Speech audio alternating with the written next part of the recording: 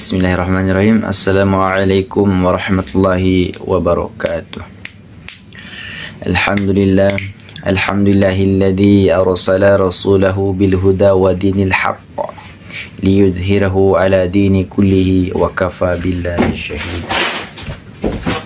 Asyhadu an la ilaha illallah wahdahu la syarika lah wa asyhadu anna Muhammadan abduhu wa rasuluh. Rabbi shrah li sadri wa yassir li amri wa hlul 'uqdata min lisani yafqahu qawli. Amma ba'd. Pertama-tama puji syukur kita panjatkan kehadirat Allah Subhanahu wa taala yang telah memberikan kita berbagai macam kenikmatan, di antaranya nikmat iman, kesehatan, lebih-lebih nikmat kesempatan. Dan yang kedua kalinya tak lupa juga kita salawat dan salam senantiasa tetap tercurahkan kepada baginda Nabi kita, yakni Habibana wa Syafi'ina Maulana Muhammadin Nabiya wa Rasulah, Nabi yang diutus oleh Allah Subhanahu wa taala sebagai contoh suri tauladan kita, dan Nabi yang telah mengeluarkan kita dari zaman akhlak-akhlak jahiliyah menuju akhlak yang Islamiyah, dari akhlak-akhlak tercela menuju akhlak yang terpuji. Baik, langsung saja perkenalkan, nama saya Yudarsyah dari kelompok 12. Saya akan menjawab pertanyaan dari saudara-saudari sekalian. Baik, saya akan menjawab pertanyaan dari saudari Agustini. Pertanyaannya yaitu, bagaimana pengaruh sosial dapat mengubah karakter Gen Z dan mengapa individu cenderung berkonformitas dengan kelompoknya? Baik, langsung saja. Pengaruh sosial dapat mengubah karakter Gen Z yaitu melalui media digital, tren global, dan tekanan sosial di lingkungannya. Gen Z tumbuh di era internet dan media sosial yang kuat, sehingga mereka lebih terbuka terhadap berbagai pengaruh budaya, tren gaya hidup, dan opini publik. Karakter mereka dapat berubah karena paparan ini, seperti dalam hal nilai-nilai gaya komunikasi hingga preferensi pribadi. Kemudian, individu cenderung berkonformitas dengan kelompoknya, yaitu karena ada beberapa alasan. Yang pertama itu kebutuhan untuk diterima. Manusia adalah makhluk sosial, sehingga ada kebutuhan mendasar untuk diterima oleh kelompoknya. Kemudian yang kedua adalah rasa aman. Rasa aman ini menyesuaikan diri dengan kelompok, dapat memberikan rasa perlindungan dan kritik atau penolakan. Kemudian yang ketiga itu identitas sosial. Identitas sosial itu konformitas, membantu seseorang merasa menjadi bagian dari kelompok yang memperkuat identitas sosialnya. Kemudian yaitu pengaruh media sosial. Dalam kasus Gen Z, media sosial memperkuat tekanan ini melalui tren dan standar tertentu yang terlihat secara global. Kemudian pertanyaan kedua dari saudari Khairunisa, pertanyaannya yaitu, apa saja mekanisme psikologis yang mendorong individu untuk menyesuaikan diri dengan norma kelompok, dan bagaimana pengaruh informasi dan non-normatif berbeda dalam konteks ini? Mekanisme psikologis yang mendorong individu menyesuaikan diri dengan norma kelompok yaitu meliputi berbagai aspek. Aspek pertama itu pengaruh normatif. Pengaruh normatif itu dorongan untuk menyesuaikan diri karena ingin diterima dan dihargai oleh kelompok. Misalnya berpakaian sesuai dengan tren agar tidak dianggap aneh oleh orang lain atau temannya sendiri. Kemudian aspek kedua itu pengaruh informasi. Pengaruh informasi yaitu dorongan untuk menyesuaikan diri karena percaya bahwa kelompok memiliki informasi yang lebih besar atau valid. Misalnya, mengadopsi kebiasaan atau opini mayoritas karena dianggap logis atau lebih benar. Kemudian, perbedaan antara pengaruh informasi dan normatif adalah pengaruh normatif berfokus pada penerimaan sosial dan menghindari konflik dengan kelompok. Ini seringkali melibatkan penyesuaian luar tanpa mengubah keyakinan internal. Kemudian, pengaruh informasi. Pengaruh informasi ini melibatkan perubahan kekayaan internal karena individu benar-benar meyakini kebenaran atau validitas informasi yang diterima oleh kelompok. Kemudian pertanyaan ketiga dari saudara Ishak, pertanyaannya yaitu apa hubungan antara konformitas, kepatuhan dan dinamika kelompok dalam membentuk perilaku sosial. Konformitas, kepatuhan dan dinamika kelompok saling terkait dalam membentuk perilaku sosial. Karena ketiganya memengaruhi cara individu berperilaku dalam konteks kelompok. Contoh, konformitas. Konformitas merupakan kecenderungan individu untuk mengikuti norma atau perilaku kelompok, meskipun tidak ada paksaan langsung. Konformitas terjadi karena keinginan untuk diterima atau dianggap sebagai bagian dari kelompok. Hal ini dapat mempengaruhi perilaku sosial karena individu lebih cenderung mengikuti perilaku mayoritas untuk menghindari konflik atau perasaan terasing.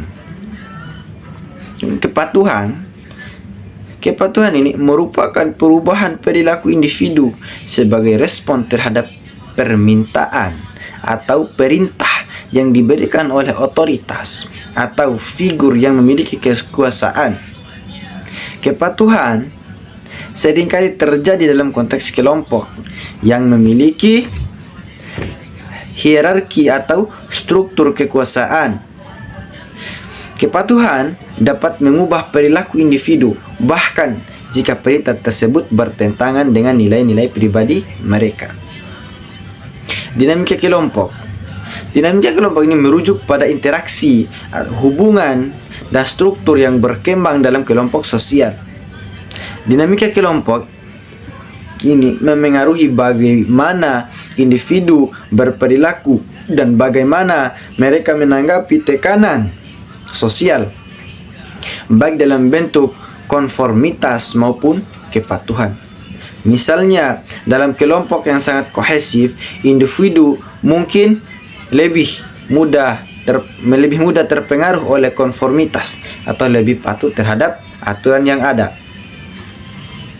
Secara keseluruhan tadi, ketiganya membentuk pola perilaku sosial yang bisa mengarah pada keseragaman dalam kelompok atau bahkan pada perilaku yang melanggar norma jika terdapat tekanan dari otoritas atau mayoritas dalam kelompok. Sekian jawaban dari saya. Apabila ada kekurangan dan kesalahan, saya minta maaf. Sekian. Assalamualaikum warahmatullahi wabarakatuh. Baik, perkenalkan saya Nur Wahdaniyah dari kelompok 12 akan melanjutkan untuk menjawab pertanyaan dari teman-teman sekalian. Pertanyaan selanjutnya yaitu pertanyaan dari saudara Amirul Amin, yaitu faktor apa saja yang dapat memicu prasangka. Faktor-faktor yang dapat memicu prasangka yaitu pengalaman pribadi, seperti pengalaman negatif dengan individu atau kelompok dapat membuat kita berpikir salah terhadap orang tersebut. Yang kedua, media dan representasi. Cara media menggambarkan kelompok atau seseorang tertentu dapat mempengaruhi perspektif dan memperkuat prasangka. Yang ketiga yaitu lingkungan sosial. Pengaruh teman-teman, keluarga, dan norma sosial dapat membentuk sikap dan perilaku prasangka. Yang keempat yaitu ketidakpastian dan ketakutan. Kedua kondisi ini seringkali mendorong untuk berprasangka. Dan yang terakhir yaitu kurangnya interaksi. Minimnya interaksi langsung dengan orang-orang akan membuat prasangka kita pada orang tersebut menjadi lebih kuat. Selanjutnya pertanyaan dari saudara Kurniawan Nur yaitu berikan contoh kepatuhan dapat mempengaruhi hubungan sosial. Contoh kepatuhan dapat mempengaruhi hubungan sosial yaitu seperti dalam kepatuhan terhadap aturan sosial, di mana dalam suatu kelompok masyarakat, individu yang patuh terhadap norma dan aturan cenderung diterima dan dihargai, sedangkan yang melanggar akan diasingkan dan diabaikan. Contoh kedua yaitu kepatuhan di tempat kerja. Orang yang patuh dengan kebijakan perusahaan dan instruksi dari atasan biasanya akan dipandang positif, dan sebaliknya, orang yang melanggar aturan dan tidak mau mendengar perintah atasan dapat menciptakan ketegangan dan mengganggu pekerjaan, serta biasanya akan seringkali diabaikan dan diasingkan. Yang ketiga yaitu kepatuhan terhadap orang tua. Anak yang patuh kepada kedua orang tuanya akan dinilai sebagai anak yang berbakti, sedangkan anak yang tidak patuh akan dianggap atau dicap sebagai anak yang pembangkang. Selanjutnya, pertanyaan dari saudara Muhammad Uwais Al-Qarni, bagaimana hubungan antara sikap, prasangka, dan diskriminasi dalam interaksi sosial? Hubungan ketiganya dalam interaksi sosial sangat erat dan saling mempengaruhi, di mana sikap adalah evaluasi positif atau negatif terhadap objek atau orang. Prasangka adalah sikap tidak adil atau tidak berdasarkan pengalaman pribadi atau secara langsung terhadap individu. Kemudian, diskriminasi adalah tindakan atau perlakuan yang tidak adil terhadap individu. Hubungan antara ketiga konsep ini adalah sangat erat, yaitu sikap sebagai dasar. Contohnya, sikap negatif terhadap suatu kelompok dapat menjadi prasangka. Yang kedua, prasangka sebagai penggerak diskriminasi. Contohnya, prasangka negatif terhadap seseorang dapat membuat kita berlaku tidak adil dan menjauhi orang-orang tersebut. Secara keseluruhan, sikap, prasangka, dan diskriminasi merupakan bagian dari dinamika interaksi sosial yang kompleks. Dengan mengubah sikap individu dan kelompok dapat membantu mengurangi prasangka sehingga dapat juga mengurangi diskriminasi di dalam suatu masyarakat. Mungkin cukup sekian yang bisa saya sampaikan. Saya akhiri dengan ucapan billahi taufiq wal hidayah. Assalamualaikum warahmatullahi wabarakatuh. Bismillahirrahmanirrahim. Assalamualaikum warahmatullahi wabarakatuh. Perkenalkan, nama saya Nur Rizky Andriani dengan NIM 15191100324. Baiklah, saya akan menjawab pertanyaan dari saudara Ihsan Fatur Rizky, yaitu apakah peran emosi kolektif dalam membentuk opini publik dan bagaimana kelompok sosial dapat mempengaruhi persepsi individu terhadap suatu peristiwa atau isu. Emosi kolektif berperan sangat besar dalam membentuk opini publik. Ketika banyak orang yang merasa emosi yang sama terhadap suatu isu, emosi itu bisa menjadi kekuatan untuk mendorong terbentuknya opini umum. Misal, jika banyak orang yang merasa marah terhadap ketidakadilan, kemarahan kolektif ini bisa memicu aksi protes dan perubahan sosial. Kelompok sosial juga sangat berpengaruh terhadap persepsi individu. Kita cenderung mengikuti pendapat dan pandangan orang-orang yang kita anggap dekat atau menjadi bagian dari kelompok kita. Ini bisa berupa keluarga, teman, komunitas, atau bahkan kelompok online. Proses ini disebut sebagai social proof atau bukti sosial. Dan adapun beberapa cara kelompok sosial untuk mengaruhi persepsi. Yang pertama, ada standar sosial.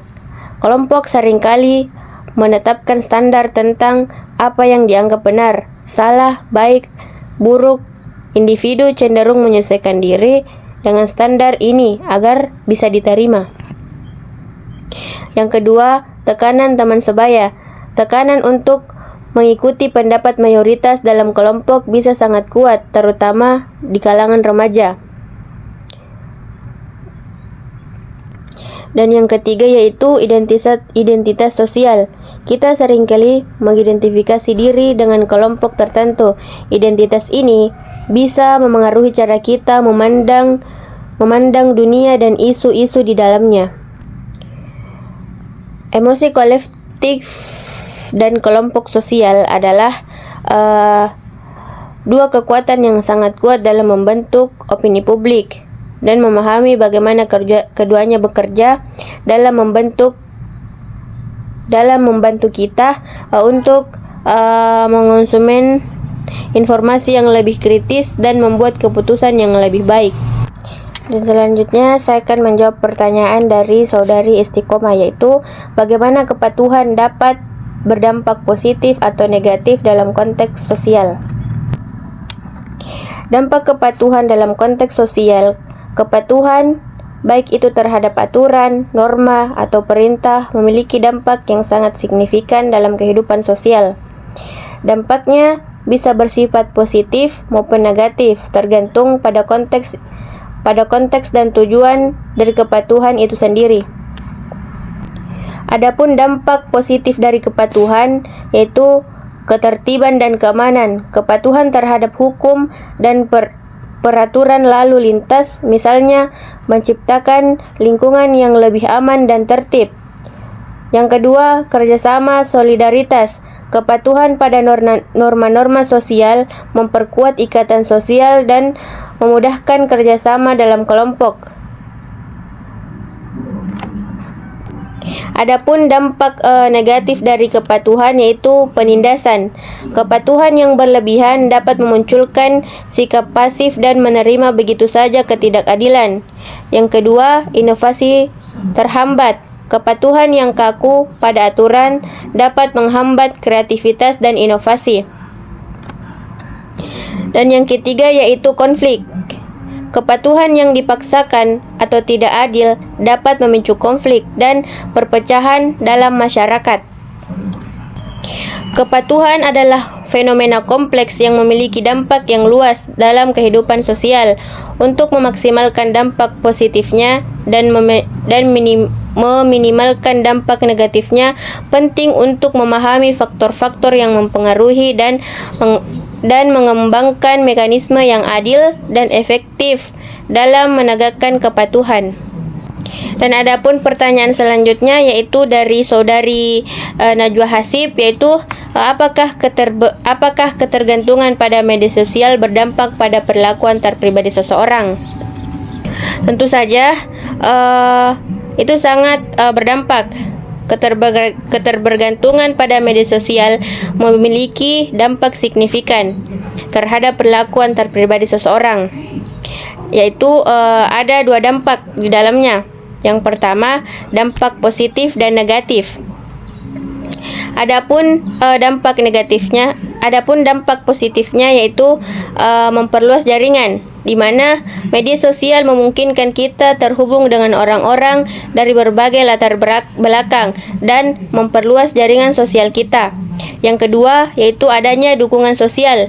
Platform media sosial seringkali menjadi tempat bagi individu untuk mencari dukungan emosional, dan berbagai pengalaman dengan orang-orang yang memiliki minat serupa. Yang ketiga itu akses informasi, di mana kita dapat dengan mudah untuk mengakses informasi dan pengetahuan dari berbagai sumber melalui sosial media.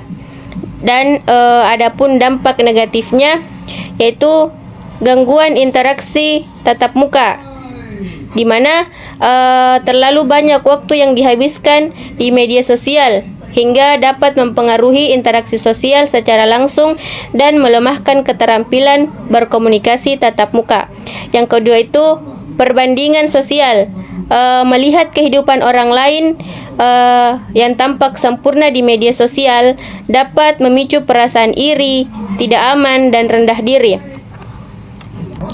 Jadi, keterbergantungan pada media sosial adalah pedang bermata dua.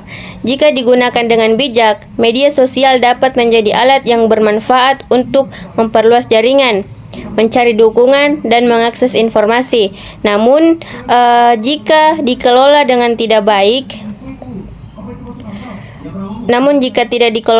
baik, media sosial ini memiliki dampak yang negatif, yaitu bisa terjadi pada kesehatan mental dan hubungan sosial kita. Mungkin itulah beberapa jawaban dari kelompok kami. Lebih dan kurangnya mohon dimaafkan. Saya kira dengan ucapan billahi fisabilil haq fastabiqul khairat, nun wal qalami wa ma yasturun. Assalamualaikum warahmatullahi wabarakatuh.